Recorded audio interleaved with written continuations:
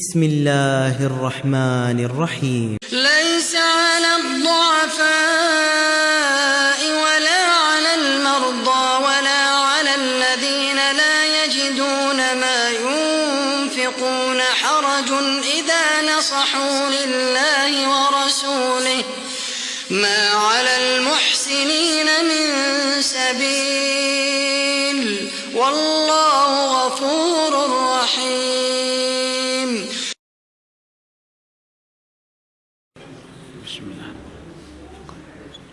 إن الحمد لله نحمده ونستعينه ونستغفره ونعوذ بالله من شرور أنفسنا ومن سيئات أعمالنا من يهده الله فلا مضل له ومن يضلله فلا هادي له وأشهد أن لا إله إلا الله وأشهد أن محمدا عبده ورسوله يا أيها الذين آمنوا اتقوا الله حق تقاته ولا تموتن إلا وأنتم مسلمون يا أيها الناس اتقوا ربكم الذي خلقكم من نفس واحدة وخلق منها زوجها وبث منهما رجالا كثيرا ونساء واتقوا الله الذي تساءلون به إن الله كان عليكم رقيبا يا أيها الذين آمنوا اتقوا الله وقولوا قولا سديدا يصلح لكم أعمالكم ويغفر لكم ذنوبكم ومن يطع الله ورسوله فقد فاز فوزا عظيما أما بعد فإن خير الحديث كتاب الله وخير الهدي هدي محمد صلى الله عليه وسلم وشر الأمور محدثاتها وكل محدثة بدعة وكل بدعة ضلالة وكل ضلالة في النار. فأعوذ بالله السميع العليم من الشيطان الرجيم. بسم الله الرحمن الرحيم. ليس على الضعفاء ولا على المرضى ولا على الذين لا يجدون ما ينفقون حرج إذا نصحوا لله ورسوله ما على المحسنين من سبيل والله غفور رحيم. وعن جرير بن عبد الله البجلي رضي الله تعالى عنه قال بايعت رسول الله صلى الله عليه وسلم على شهادة أن لا إله إلا الله وأن محمد رسول الله وأقام الصلاة وإقام الصلاة وإيتاء الزكاة والسمع والطاعة والنصح لكل مسلم أو كما قال عليه الصلاة والسلام. محترم سامعین اور دینی بہنوں، میں نے سورۃ التوبہ کی آیت نمبر 91 اور جریر بن عبداللہ البجلی رضی اللہ تعالیٰ عنہ کی روایت کردہ حدیث، جس کو امام بخاری، امام مسلم، امام ترمذی اور بہت سارے محدثین نے روایت کیا ہے، یہی آیت اور یہی حدیث میں نے پڑھی ہے، اور یہی آج درس کا موضوع اور عنوان ہے کہ الدین النصیحہ. دین اسلام، جو دین اللہ نے ہم کو عطا کیا ہے، یہ خیر خواہی کا نام ہے. دین اسلام کیا ہے؟ دین اسلام کی کیا خوبی ہے؟ تو دین النصیحہ ہے، خیر خواہی. اس دین کی خوبی یہ ہے، اس دین کا ماننے والا، تسلیم کرنے والا کسی کا بدخواہ نہیں ہو سکتا. اس دین کا تقاضا یہ ہے کہ جو اپنے آپ کو مسلمان کہے وہ ہمیشہ خیر خواہ اور ہمدرد ہو. یہ بہت بڑی نعمت ہے.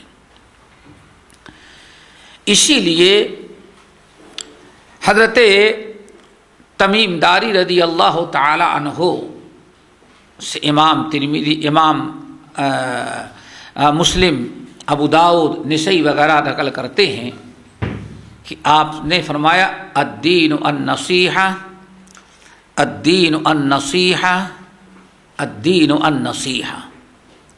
اور ایک روایت میں کیا ہے؟ ان الدین النصیحہ، ان الدین النصیحہ، ان الدین النصیحہ. یہ دیکھیں یہاں لفظ انا کے ساتھ، انا تاکید کے لیے، ان الدین النصیحہ، یہ دین خیر خواہی کا نام ہے. ان الدین النصیحہ، اے لوگو ہم جس دین کی طرف تم کو بلا رہے ہیں، یا جو دین اللہ نے ہمیں لے کر کے بھیجا ہے، یہ دین سراپا خیر خواہی کا دین ہے.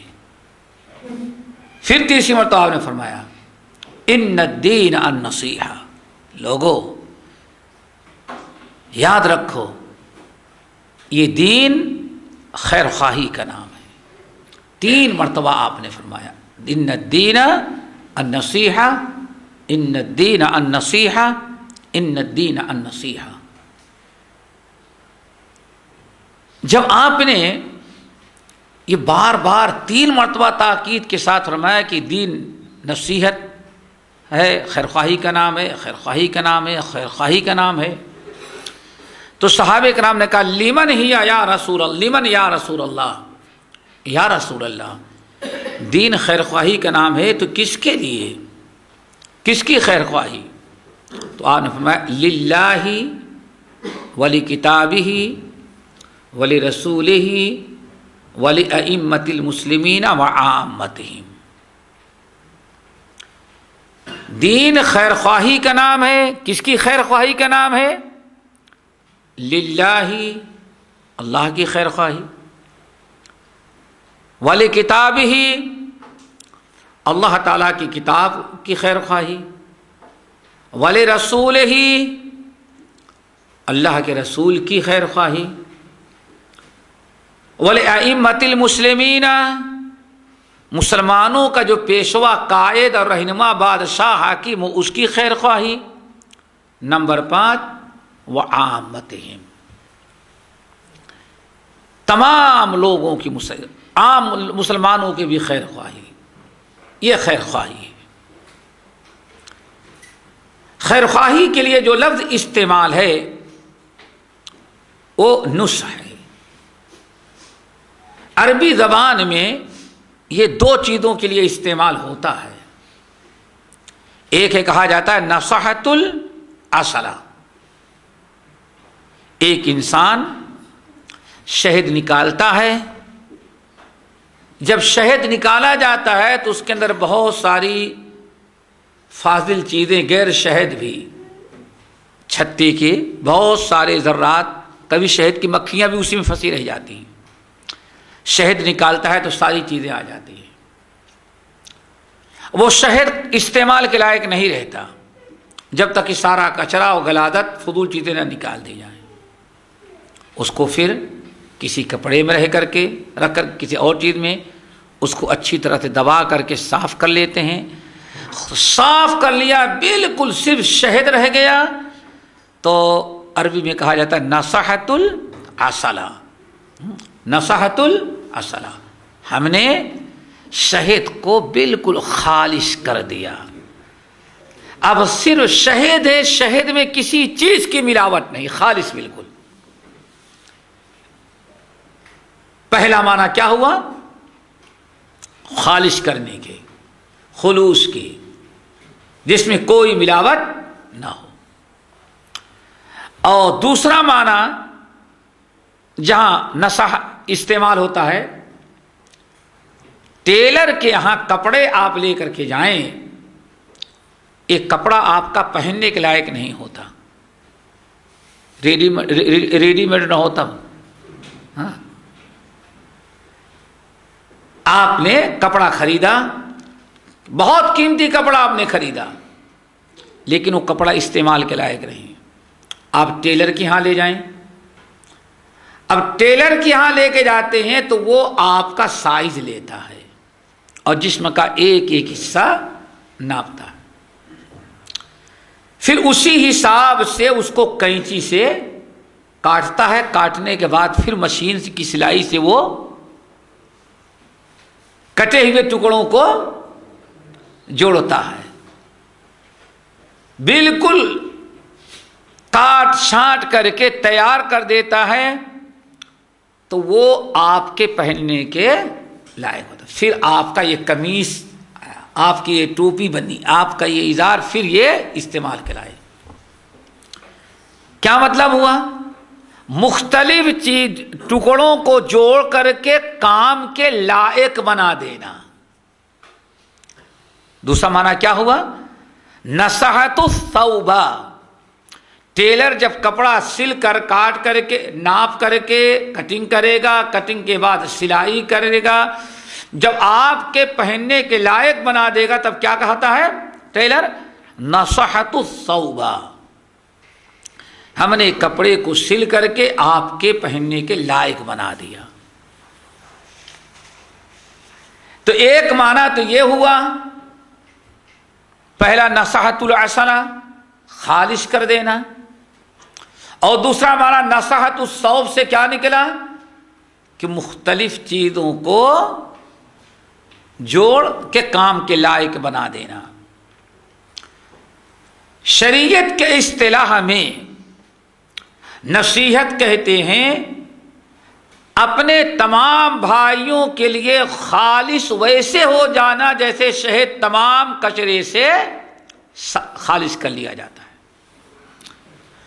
اپنے بھائیوں کے لیے آپ کا اپنا کوئی ذاتی مفاد وابستہ نہ ہو، کوئی ریاکاری نہ ہو، دغا بازی نہ ہو، غش اور دھوکے کا ارادہ نہ ہو، آپ اس کے لیے ویسے ہی خالص ہو جائیں جیسے شہد کو کچرے سے صاف کر لیا گیا۔ ایسے ہی دوسرا معنی بھی کیا نکلا؟ نصحت الثوب، ٹیلر جو کہتا ہے اس قدر ہمارے اندر اخلاص ہو اور بھائیوں کے خیر خواہ بن جائیں کہ آپس میں ایسی الفت محبت پیدا ہو جائے، آپس میں ہم جڑ جائیں کہ بظاہر ہم مختلف نظر آئیں لیکن الفت و محبت میں ہم سب کے سب ایثار، ہمدردی، قربانی میں ایک بن جائیں۔ یہ کب ہوگا؟ جب ہمیشہ آپ اپنے بھائیوں کے ہمدرد و خیر خواہ ہوں، کبھی کسی مسلمان بھائی کا آپ برا نہ چاہیں، ہمیشہ اپنے بھائی کا آپ بھلا چاہیں۔ یہ تو ہے اس کا معنی۔ نبی علیہ السلام نے جب بیان فرمایا الدین ان الدین النصیحہ، ان الدین النصیحہ، تبھی آپ دیکھ رہے ہیں کہ صحابہ نے کیا کہا؟ یا رسول اللہ لمن، کس کی نصیحت، کس کے خیر خواہ ہم بن جائیں؟ تو آپ نے فرمایا سب سے پہلے للہ ولکتابہ ورسولہ ولأئمۃ المسلمین وعامۃ، 5 قسم کے 5 لوگوں کے لیے خیر خواہ بن جاؤ، 5 قسم کے لوگوں کے لیے، 5 چیزوں کے لیے خیر خواہ۔ ان 5 چیزوں کی خیر خواہی کرنے کا نام کیا ہے؟ دین اسلام۔ سب سے پہلے للہ، اللہ کے خیر خواہ بن جائیں۔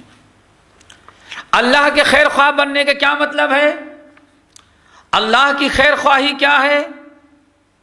ہمارے اندر اللہ کی خیر خواہی کا جذبہ پیدا ہو جائے، ہر وقت جذبہ موجود ہونا چاہیے۔ اللہ کی خیر خواہی کیا ہے؟ نمبر 1، اللہ تعالیٰ کو اپنا خالق، مالک، رازق سب کچھ سمجھنا۔ نمبر 2، اللہ رب العالمین کو وحدہ لا شریک سمجھنا، ہر قسم کے شرک سے بچنا، توحید پر قائم رہنا۔ نمبر 3، اللہ کی وحدانیت، ذات، صفات کے خلاف جو کچھ دنیا میں ہو رہا ہو اس کا انکار کرنا۔ کیوں؟ جب تک آپ جس سے محبت کر رہے ہیں، جس کے خیر خواہی کر رہے ہیں، اس کو نقصان پہنچانے والی چیز کو دفع نہیں کریں گے تب تک پکے خیر خواہ نہیں ہو سکتے۔ تو اللہ تعالی کے ذات صفات کا اقرار کرنا، توحید کا اقرار کرنا، وحدہ لا شریک تسلیم کرنا، اور اللہ کے خلاف اللہ کی ذات، اللہ کی صفات، اللہ کی عبادت، اللہ کی توحید کے خلاف دنیا میں جتنی چیزیں رائج ہوں سب کی تردید کرنا، اور اس کے لیے اپنے جان مال سب کو قربان کر دینا، اس کو کہا جاتا ہے اللہ کی خیر خواہی۔ اسی طرح سے جب اللہ کی خیر خواہی ہے تو اللہ تعالیٰ کے بہترین دین اسلام کی بھی خیر خواہی ہونی چاہیے۔ اسلام کو ہم پسند کریں، پوری دنیا میں تمام ادیان کو باطل کہتے ہوئے دین اسلامی کو 100% ہم سچا سمجھیں، اسی کو ہم اپنے لیے باعث نجات سمجھیں، اور اسلام کے خلاف جتنے اعتراضات، افواہیں اٹھائی جائیں، سب کے خلاف، سب کی تردید کرنا، اپنے جان، اپنے مال، اپنے قلم، اپنے علم، اپنی صلاحیت سے ان تمام چیزوں کا مقابلہ کرنا، یہ ہے اللہ تعالیٰ کے دین، اللہ کی خیر خواہی۔ پھر آپ نے فرمایا وَلِكِتَابِهِ، اللہ تعالیٰ کے کتاب کی خیر خواہی ہونی چاہیے۔ دین کیا ہے؟ اسلام کیا ہے؟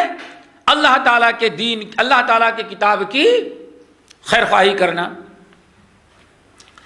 اللہ تعالیٰ کے کتاب کی خیر خواہی سب سے پہلے نمبر پر یہ ہے کہ ہم اللہ تعالیٰ کی کتاب قرآن پاک کو اللہ کی کتاب سمجھیں اور اس پر ایمان رکھیں، اس پر عمل کریں، اس کو سیکھیں، اس کو اپنے لیے ہی نہیں بلکہ پوری دنیا والوں کے لیے نجات کا ذریعہ سمجھیں۔ وہی سب کو ہدایت کا راستہ بتاتا ہے۔ آپ اس کا پڑھنا سیکھیں، پڑھانا سکھائیں، اپنی اولاد، اپنے اہل و عیال کو اس کی تعلیم دیں، اس کے احکام بتائیں، اس کے آداب بتائیں اور اپنائیں اس کو۔ یہ ہے اللہ تعالیٰ کی کتاب کی خیر خواہی۔ نمبر 3، اللہ تعالیٰ کے رسول کی خیر خواہی ہونا چاہیے۔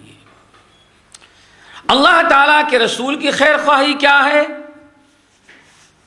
رسول اللہ علیہ وسلم پر ایمان رکھنا، آپ سے محبت کرنا، آپ کی اطاعت کرنا، آپ کی سنتوں پر عمل کرنا، اور اس وقت تک آپ کی خیر خواہی مکمل نہیں ہو سکتی جب تک ازواج مطہرات اور آپ کے گھر والے اہل بیت اور تمام صحابہ کرام کے ساتھ محبت اور خیر خواہی کا معاملہ نہ رکھا جائے۔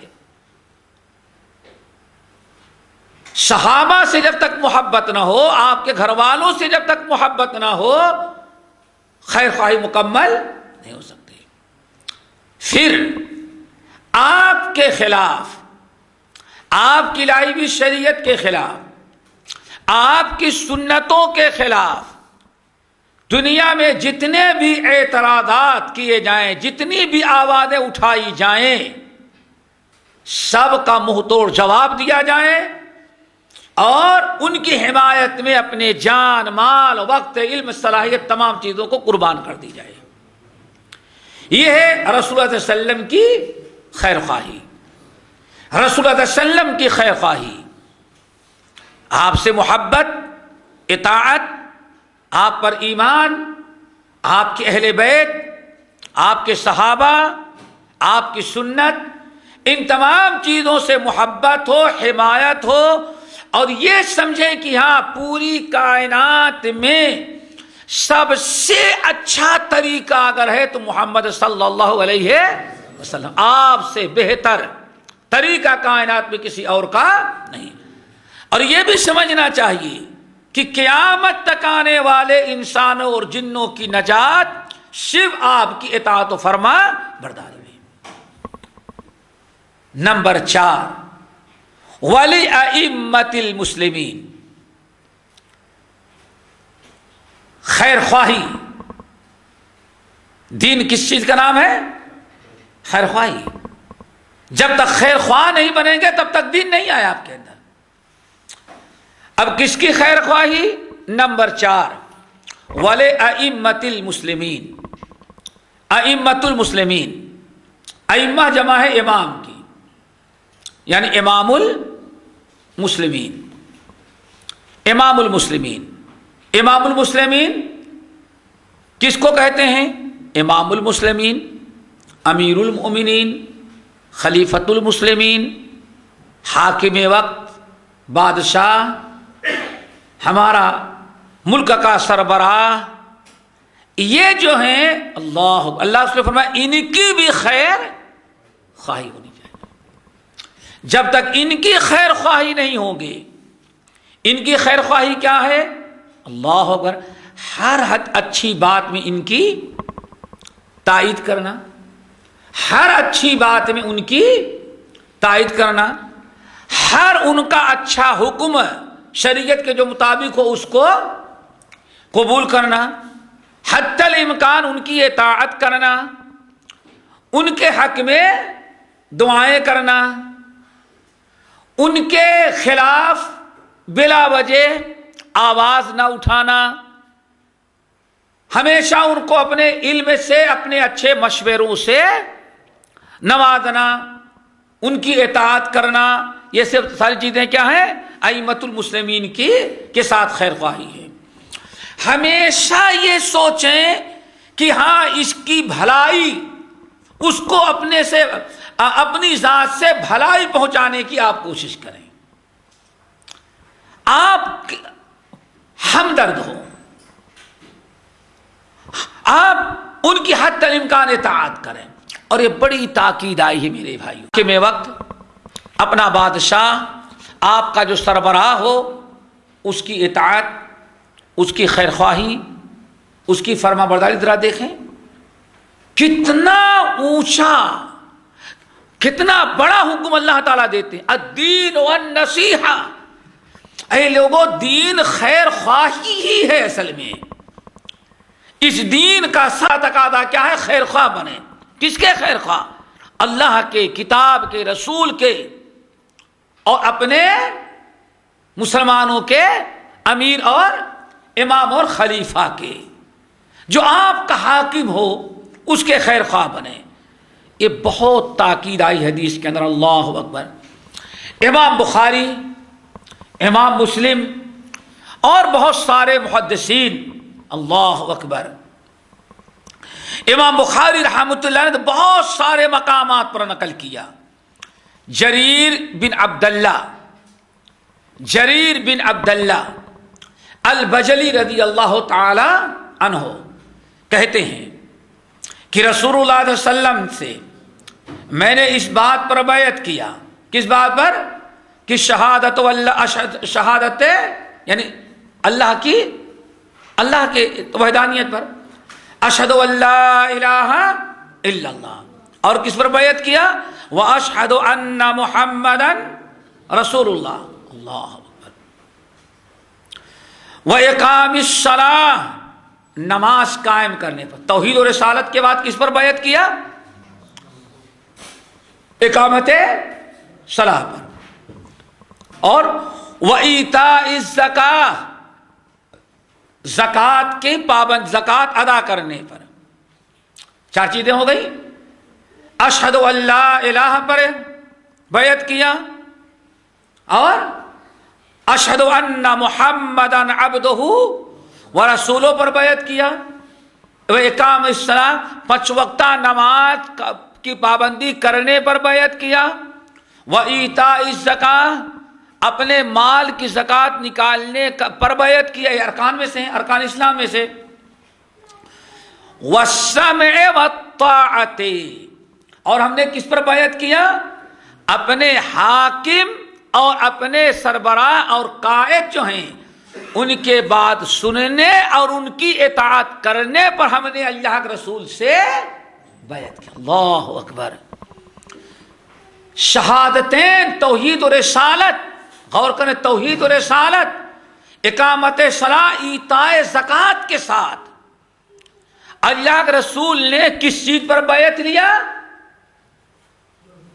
اپنے خلیفہ، اپنے قائد، اپنے حاکم کے اطاعت و فرما برداری پر۔ اس سے ذرا سوچیں، اللہ کے رسول نے ارکان کے ساتھ، ارکان اسلام کے ساتھ کس کو جوڑا ہے؟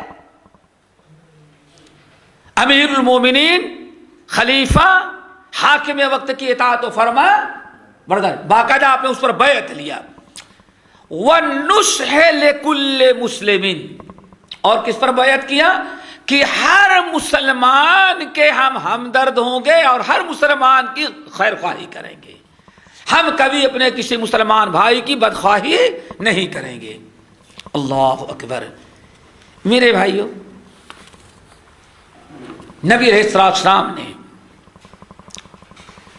جو بیعت لی اس کے اندر اللہ ہم سب کو پابندی کرنے کی توفیق نصیب فرمائے۔ اور ہم نے کہا جو حاکم ہوتا ہے ہمارا،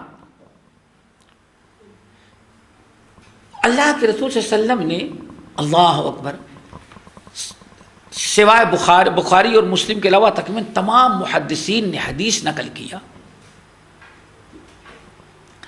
کہ ایک دن نبی علیہ السلام نے ارباد بن ساریہ، حدیث کے راوی ہیں ارباد بن ساریہ، ارباد بن ساریہ رضی اللہ تعالیٰ عنہ کہتے ہیں ایک دن نبی علیہ السلام نے نماز فجر ادا کرائی، اور نماز فجر ادا کرانے کے بعد قام، آپ کھڑے ہو گئے اور آپ نے خطبہ دینا شروع کیا۔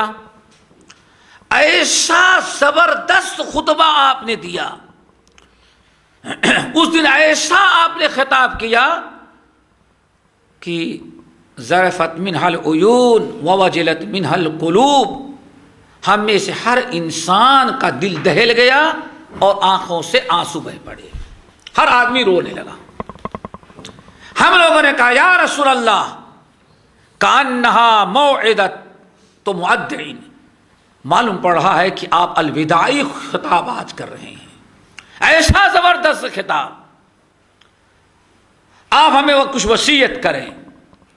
صحابہ کرام نے کہا آپ ہمیں کچھ وصیت کریں، تو نبی علیہ السلام نے وصیت کیا، اللہ اکبر، فرمایا اوصیکم بتقوی اللہ، ہم تمہیں وصیت کرتے ہیں تقوی اللہ کی۔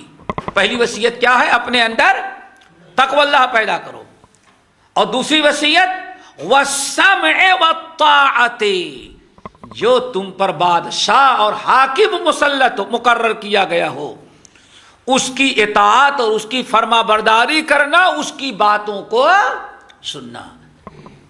آپ سوچیں، یہاں تقوی اللہ کے ساتھ اللہ کے رسول کس کی وصیت کر رہے ہیں؟ حاکم وقت، خلیفہ اور بادشاہ کی اطاعت و فرما برداری کی۔ کیوں؟ اللہ اکبر! اہل علم کہتے ہیں کہ تقوی اللہ اور حاکم وقت کی سمع اور اطاعت، یہ دونوں ایسی نیکیاں ہیں، یاد رکھیں، یہ دونوں ایسی نیکیاں ہیں کہ جس سے انسان کا دین بھی درست اور دنیا بھی، آدمی کی آخرت بھی سنور جاتی ہے اور آدمی کی دنیا بھی چمک جاتی ہے۔ وہ کیسے؟ تقوی اللہ کا مطلب کیا ہے؟ تقوی اللہ کا مطلب ہے کہ اللہ تعالیٰ نے جو کچھ کہا وہ کرو، جس سے منع کر دیا بعد آ جاؤ۔ پورا دین یہی ہے بھائی، جو التقوی اختیار کرے گا اس کا دین بالکل درست ہوگا، اس کا اور اللہ کا معاملہ بالکل صحیح ہوگا اور آخرت اس کی بن گئی. کیوں بھائی؟ جس کے اندر تقوی آیا وہ متقی بنا. واللہ یحب المتقین، اللہ کس سے محبت کرتا ہے؟ متقین سے. اور جنت کس کے لیے تیار کی گئی ہے؟ اعدت للمتقین. ساری کامیابی حاصل ہے. اور دوسری وصیت کیا تھی تقوی اللہ کے ساتھ؟ والسمع والطاعت. سمع و طاعت یعنی اپنے حاکم وقت کی بات کو سننا اور ان کی اطاعت کرنا. اس سے کیا ہوگا؟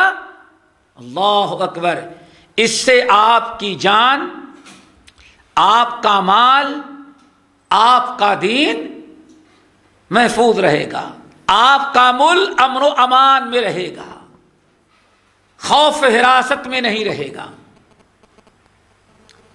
یہ آپ اس طرح سے آپ دنیا کے اندر بھی سکون سے رہیں گے، دین بھی اور آپ کی دنیا بھی. اسی لیے نبی علیہ الصلوۃ والسلام نے بہت زیادہ اپنے زندگی کے اندر، اپنی حیات مبارکہ میں آپ گاہے بگاہے خاص مواقع پر اپنی امت کو، اپنے حکمراں اور اپنے قائد، اپنے خلیفہ اور اپنے ائمہ، اماموں پیشواؤں کی سمع و اطاعت، فرما برداری اور ان کی خیر خواہی اور ہمدردی کرنے کا حکم برابر دیتے رہے. دو ایک حدیثیں. اب امامہ رضی اللہ تعالیٰ عنہ کہتے ہیں حجۃ الوداع کے موقع، آپ حضرات جانتے ہیں حجۃ الوداع کا موقع کتنا اہم موقع تھا، کتنا اہم موقع. یعنی سمجھیں کہ اس زمانے میں کہا تھا عالمی کانفرنس اللہ کے رسول کے ساتھ تھی. اللہ یہی کہہ سکتے ہیں بھائی، جہاں جہاں مسلمان تھے چاروں طرف سے آ گئے تھے. اتنے لوگ آ گئے تھے کہ آپ نیچے کھڑے ہو جائیں تو لوگ نظر نہیں آتے رہے. اسی لیے آپ کو خطاب کرنا ہوتا تو آپ اونٹنی پر سوار ہوتے. اللہ اکبر.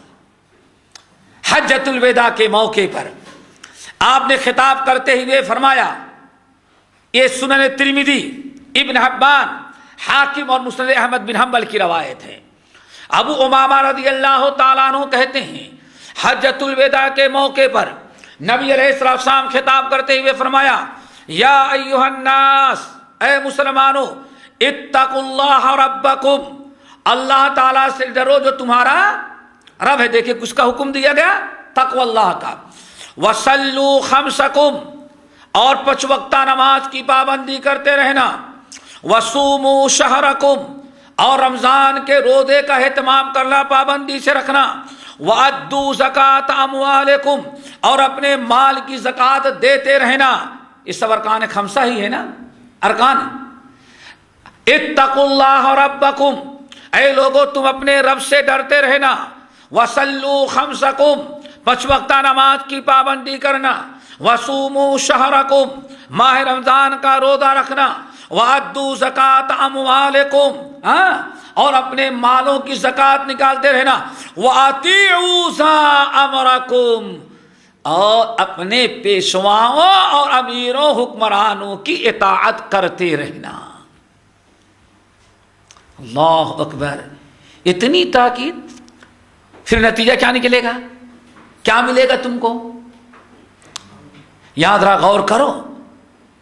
تقوی اللہ، اقامت صلاۃ، ایتاء زکوٰۃ اور صوم رمضان کے ساتھ اللہ کے رسول کس کی تاکید کر رہے ہیں؟ وَأَطِيعُوا ذَا أَمْرِكُمْ، جو تمہارا امیر حاکم ہو اس کی تم اطاعت کرنا، اس کی نافرمانی نہیں کرنا، اس کی اطاعت کرنا. اگر تم نے یہ سارے اعمال کر لیے تو تمہیں کیا ملے گا؟ تدخلوا جنت ربکم، تو قیامت کے دن اپنے رب کی جنت میں داخل ہو جاؤ گے. یہ کہاں کا خطبہ ہے میرے بھائیوں؟ حجۃ الوداع کا. اللہ اکبر. اور ذرا سنو، حضرت امام احمد بن حنبل رحمۃ اللہ علیہ نقل کرتے ہیں، ابو ہریرہ رضی اللہ تعالیٰ عنہ راوی ہیں کہ نبی علیہ السلام نے ارشاد فرمایا من لقی اللہ لا یشرک باللہ شیئا، ذرا اس کو غور سے سنیں کتنی فضیلت ہے. آپ کیا ارشاد فرما رہے ہیں؟ من لقی اللہ لا یشرک باللہ شیئا، جس انسان نے قیامت کے دن اللہ تعالیٰ سے اس حالت میں ملاقات کیا کہ توحید کا عقیدہ ہے، اس نے کسی کو شریک نہیں کیا، وَأَدَّى زَكَاةَ مَالِهِ طِيبَةً بِهَا نَفْسَهُ مُحْتَسِبًا، اور خوش دلی سے اجر و ثواب کے ارادے سے اپنے مال کی زکوٰۃ نکالا، ٹھیک ہے نا، وَسَمِعَ وَأَطَاعَ، اور اپنے حاکم وقت کی بات کو سنا اور ان کی اطاعت کیا، فَلَهُ الْجَنَّةُ، تو اللہ نے اس کی اس نیکیوں کا بدلہ جنت تیار کر رکھا ہے. میرے بھائیو، نبی علیہ السلام نے بڑی تاکید کی. اور ذرا سنو، امام خلال رحمت اللہ علیہ نے بڑی، اور امام طبرانی نے مزید ایک روایت نقل کی ہے جو سننے کے لائق ہے. میرے بھائیو، ہمیں اسلام سیکھنا چاہیے. ہر مشکل، ہر پریشانی، ہر پیش آنے والے حالات کا حل اللہ نے کتاب و سنت میں رکھا ہے. اگر ہمارے جو حالات ہوں گے، اگر ہم حالات کتاب و سنت کی روشنی میں نہیں حل کریں گے، باہر کے مشورے سے اپنی مشکلات کو حل کرنا چاہیں گے تو تباہ اور برباد ہو کر کے رہ جائیں گے. یاد رکھو، جو بھی ہماری اپنی مشکلات ہوں گی ہمیں اس کو کہاں حل کرنا ہے؟ کس سے؟ کتاب و سنت سے. ہم جوش میں، تعصب میں، کبھی کچھ لالچ میں، غیروں کے ورگلانے پر اگر ہم اپنا مسئلہ حل کرنے لگیں گے روڈ پر آ کر کے، تو اس سے ہمارے مسائل کبھی حل نہیں ہوتے. قرآن نے کیا حل پیش کیا ہے، نبی نے کیا بتایا، وہ میں سنانا چاہتا ہوں. حضرت ابو امامہ، یہ دو کتابوں کی روایت ہے. امام خلال رحمۃ اللہ علیہ نے کتاب الامامہ میں، امارہ میں، اور امام طبرانی نے اپنے موجم کبیر کے اندر. ابو امامہ رضی اللہ تعالیٰ عنہ کہتے ہیں ایک دن نبی علیہ السلام نے عشاء کی نماز پڑھائی، ٹھیک ہے نا. عشاء کی نماز میں آپ نے، عشاء کی نماز سے فارغ ہوتے ہوئے آپ نے فرمایا احشدوا فإن لي إليكم حاجہ، اے لوگو صبح تم سارے لوگ اکٹھا ہو جاؤ چونکہ مجھے بہت ضروری بات کرنی ہے. اللہ اکبر. کیا حکم دیا؟ نماز عشاء مکمل پڑھا کر کے فارغ ہوئے، آپ مصلی ہی پر تھے، سلام پھیرتے فرمایا احشدوا فإن لي إليكم حاجہ، اے نمازیو جا کر کے تمام لوگوں کو اکٹھا کرو، ہمیں تم لوگوں سے ضروری باتیں کرنی ہے. لوگ چلے گئے اور رات میں جانے کے بعد جو اللہ کے رسول کا حکم ہے کیا ضروری بات کرنی ہے، بڑے فکر میں ہیں، تو لوگوں نے تہے گھوم گھوم کر کے سب کو اطلاع دی اور نبی علیہ السلام نے نماز فجر ادا کرائی. نماز فجر سے فارغ ہونے کے بعد فرمایا حل حشدتم کما امرتکم، حل حشدتم کما امرتکم، کیا تم لوگوں نے تمام ساتھیوں کو، کیا تم تمام لوگوں کو جمع کر لیا؟ کیا تم لوگوں نے سب کو اکٹھا کر لیا جیسے کہ میں نے حکم دیا تھا؟ لوگوں نے کہا بلا یا رسول اللہ، یقیناً ہم لوگوں نے رات میں جا کر کے سب کو اطلاع کر دی ہے اور اکثر لوگ آ گئے ہیں، مسجد کے اندر موجود ہیں.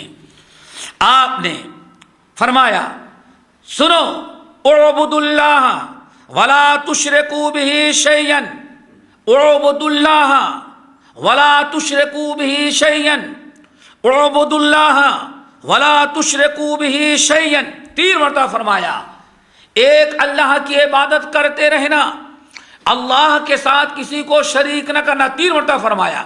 پھر آپ نے پوچھا حل عقلتم، تم نے سمجھ لیا نماز توحید کتنی ضروری چیز ہے، سمجھ گئے؟ صحابہ کرام نے کہا نعم یا رسول اللہ. پھر آپ نے فرمایا اقیموا الصلاۃ وآتوا الزکاۃ، نماز قائم کرتے رہو اور برابر زکات دیتے رہو، نہ کبھی نماز میں کوتاہی کرنا اور نہ کبھی زکات ادا کرنے میں لاپرواہی کرنا. 3 مرتبہ فرمایا.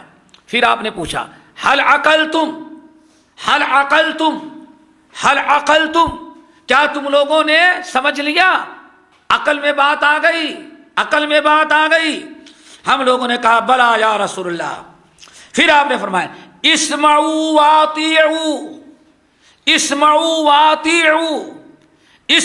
واطیعوا، ہمیشہ اپنے سرداروں، سربراہوں اور اپنے امیروں اور حکمرانوں کی بات کو سننا، ان کی اطاعت کرنا 3 مرتبہ فرمایا. پھر آپ نے پوچھا حل عقلتم،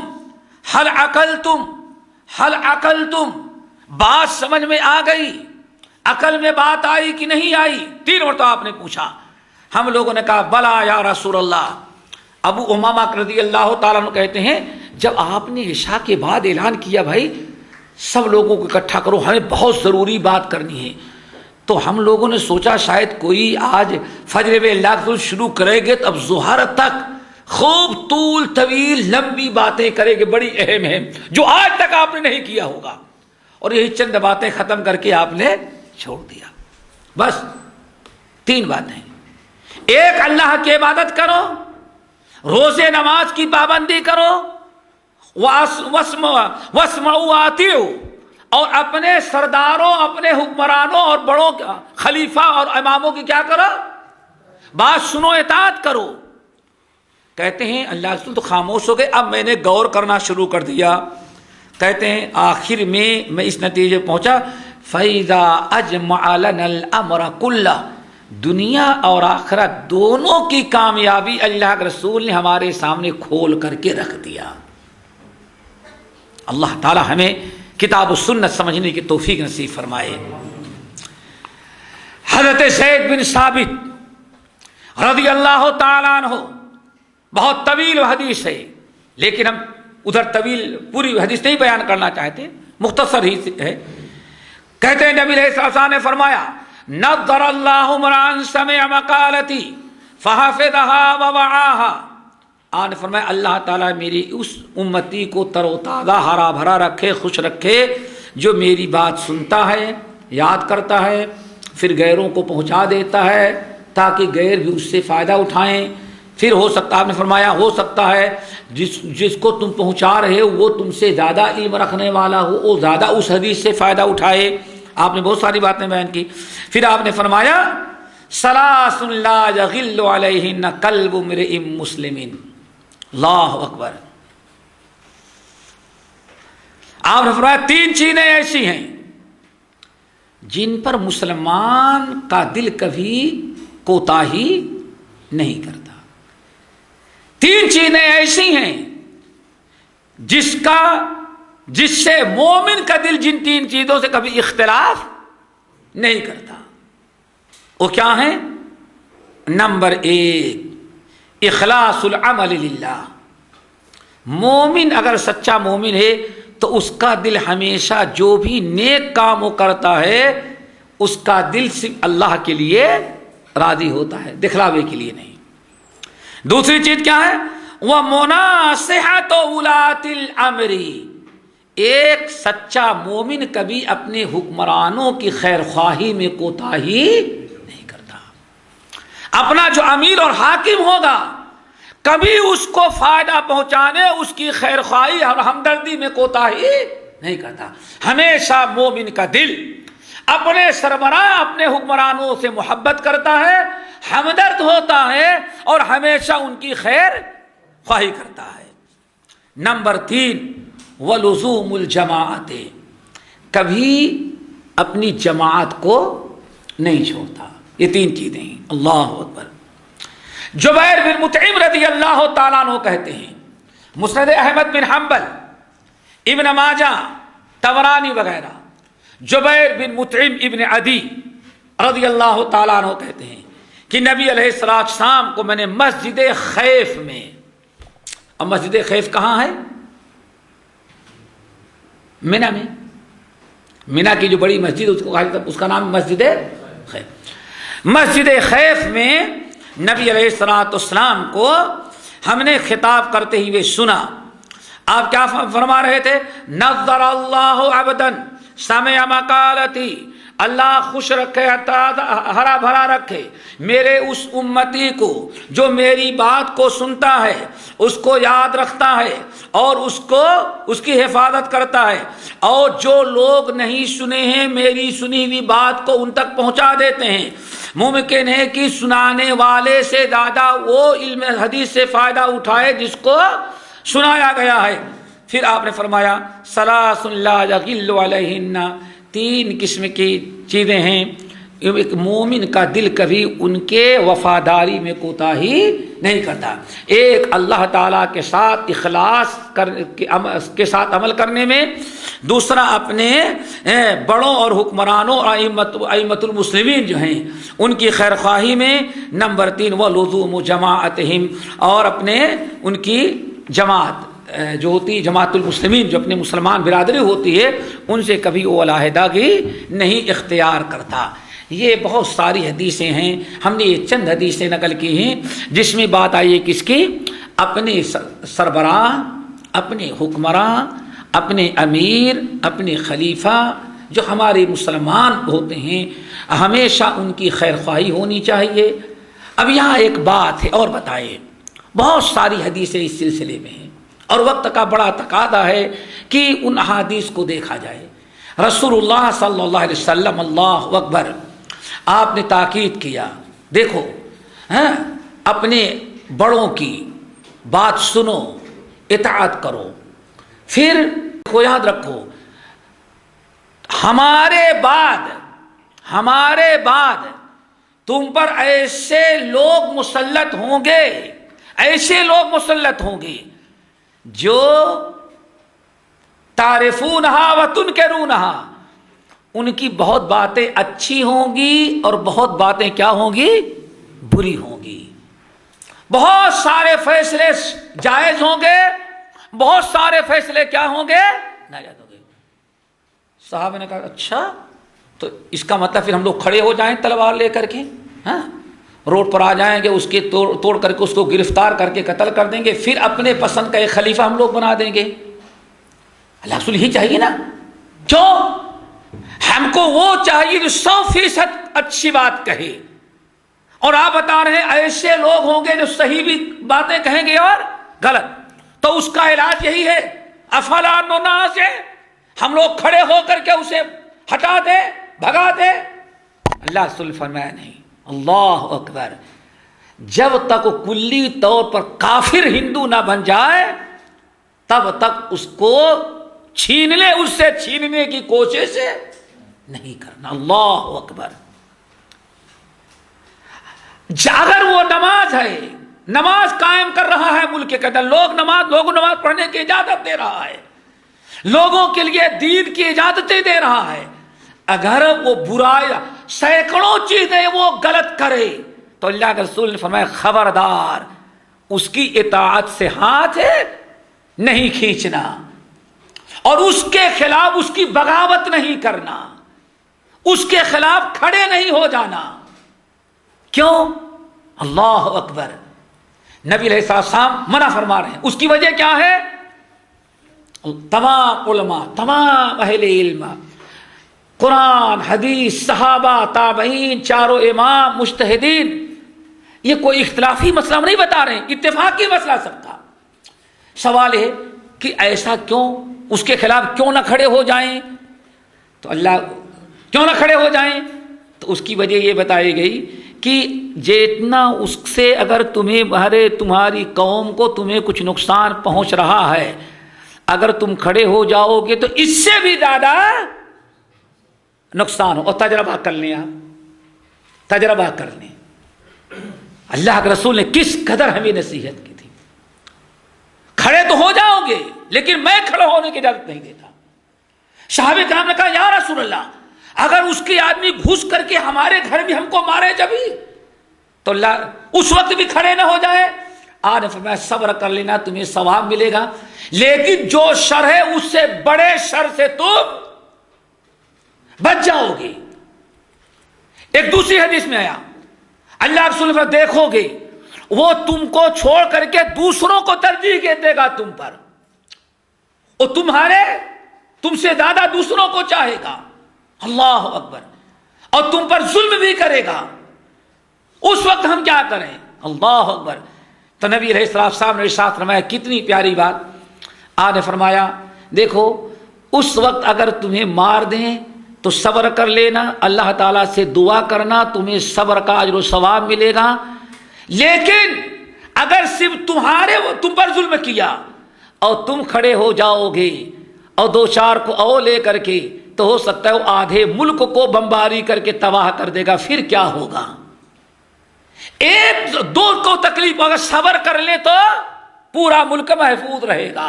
اور ایک دن تم نہیں جھٹاؤ گے تو ملک الموت تو آ کر کے اس کو کہ ملک الموت بھی چھوڑیں گے. بھائی ملک الموت تو نہیں چھوڑیں گے. اللہ اکبر. نبی علیہ السلام نے ارشاد اللہ اکبر. اگر آپ غور کریں گے تو جو بھی ہم پر حاکم ہوگا اس کی 3 شکلیں ہوگی. یاد رکھو اللہ کے رسول نے تینوں کو حل کیا ہے. کتنی شکلیں؟ 3. نمبر 1 وہ اگر کتاب و سنت کی ایک شکل تو یہ ہے وہ کتاب و سنت کے مطابق حکم کرے گا, حکومت کرے گا اور کتاب و سنت کی دعوت دے گا اور اپنے ملک میں کتاب و سنت کو رائج کرے گا.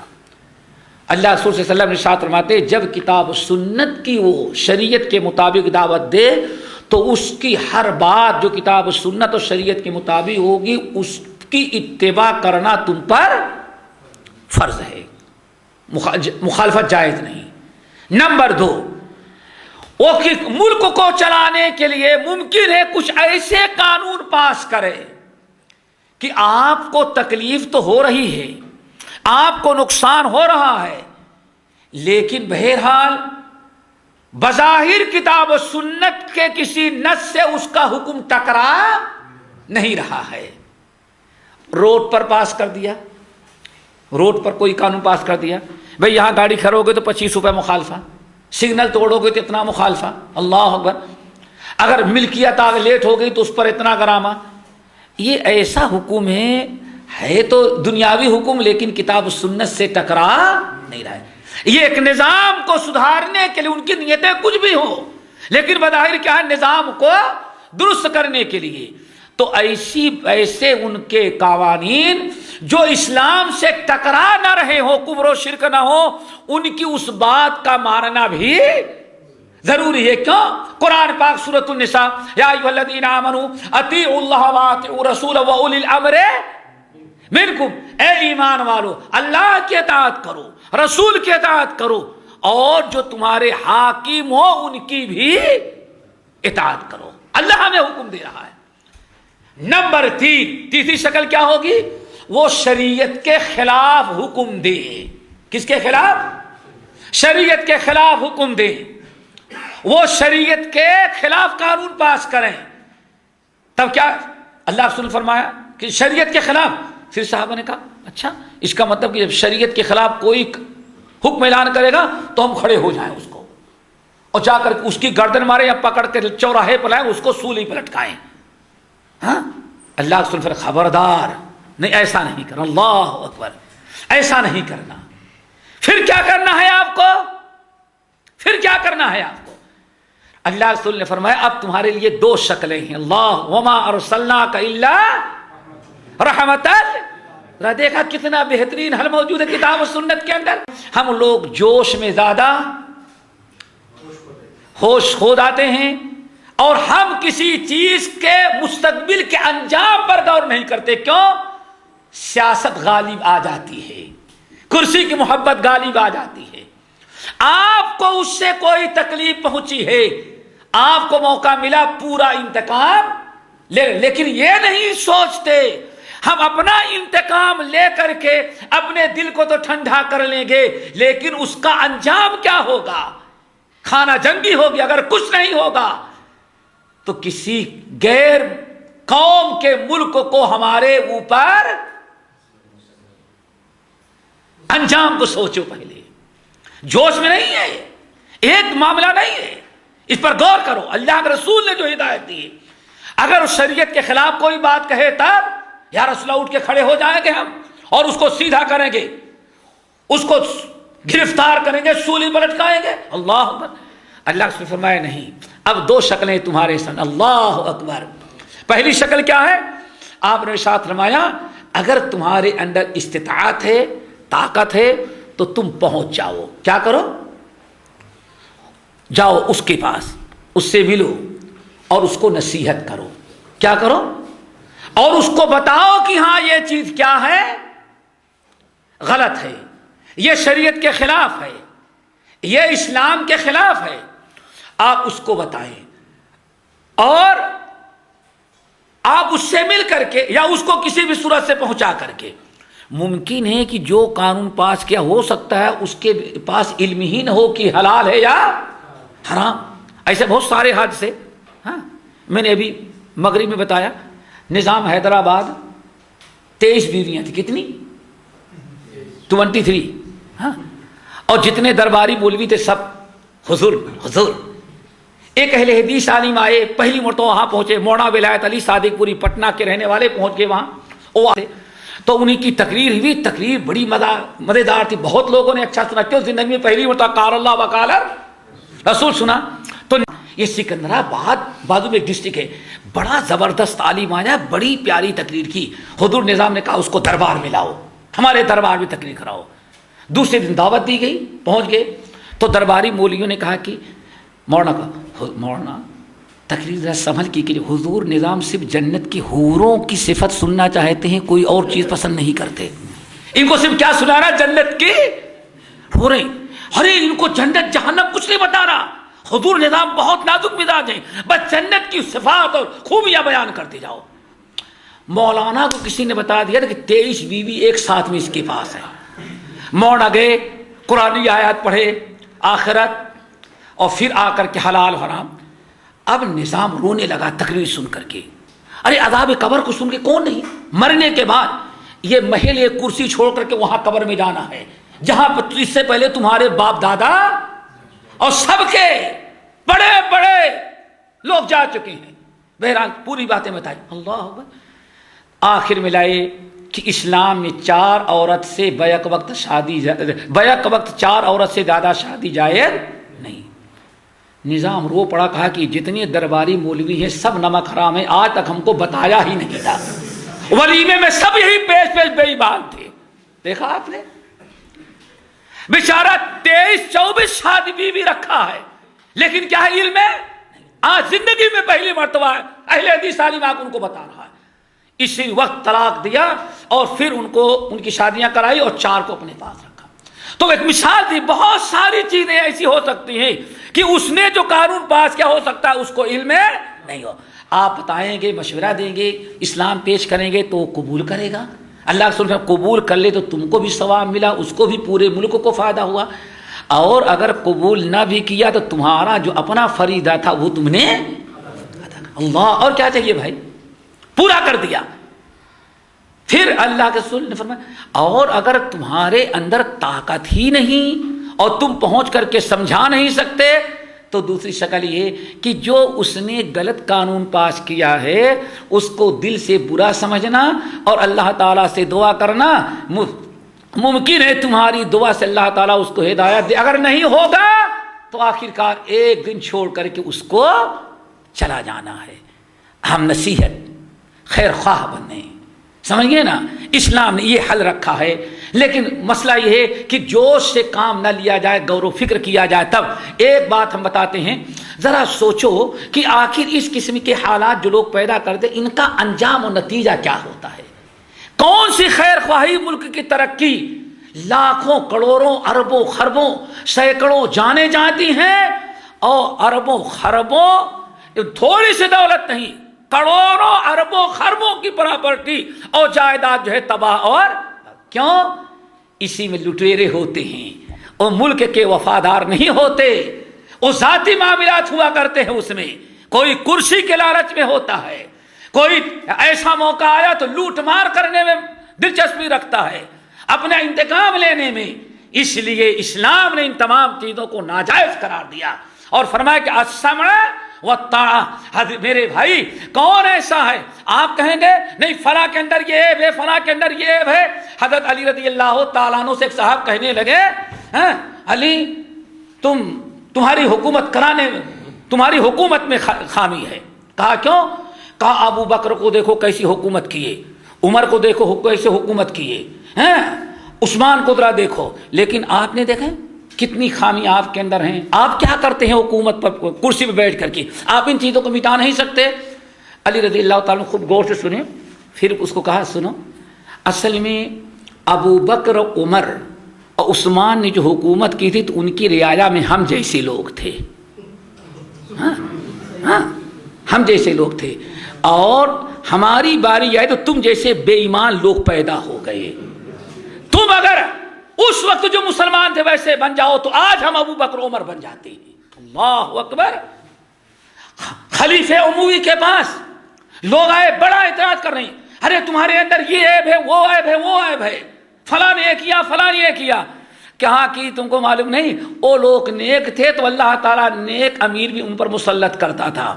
تم ذرا اپنے غریبہ میں منہ ڈال کر کے دیکھو، ایک بادشاہ اگر برا ہے تو اس سے 1000 گنا برائی تمہاری پبلک میں موجود ہے، وہ کون ذمہ دار ہے؟ تو میرے بھائی کوئی فرشتہ نہیں ہوتا۔ اس لیے اسلام نے کیا کہا ہے؟ السمع والطاعہ، اطاعت فرما برداری، یہاں تک کہ کچھ ظلم بھی ہو تو اللہ رسول نے فرمایا برداشت کر لو۔ کیوں؟ اگر کھڑے ہوگے تو اس کا انجام، اس کا نقصان زیادہ ہوگا، بنسبت صبر ضبط سے کام لینے نہیں۔ آپ ان کی ہدایت کی دعا کریں، آپ ان کی خیر خواہی کریں، نہ یہ کہ بھائی جو غیروں کے ورگلانے پر ہم لوگ کرنے لگتے ہیں۔ اسلام بہرحال اس کی اجازت نہیں دیتا۔ اللہ تعالی ہم سب کو عمل کی توفیق نصیب فرمائے، کتاب و سنت سمجھنے کی توفیق دے۔ اقول قولی ھذا واستغفر اللہ من کل ذنب واتوب الیہ۔ حدیث کے ایک آخری حصہ رہ گیا تھا، 5ویں چیز، اور کس کی خیر خواہی کرنی چاہیے؟ وہ عامتہم، عام مسلمان ہر اعتبار سے خلاصہ ایک کوشش کریں کہ اپنے مسلمان بھائی کو اپنی ذات سے ہمیشہ فائدہ ہی پہنچے، ہمدرد ہو، اس کے بدخواہ اور نقصان پہنچانے والے نہ ہو۔ اللہ تعالیٰ عمل کی توفیق نصیب فرمائے۔ اقول قولی ھذا واستغفر اللہ من کل ذنب واتوب الیہ۔ سبحانک اللہم وبحمدک، اشہد ان لا الہ الا انت، استغفرک واتوب الیک۔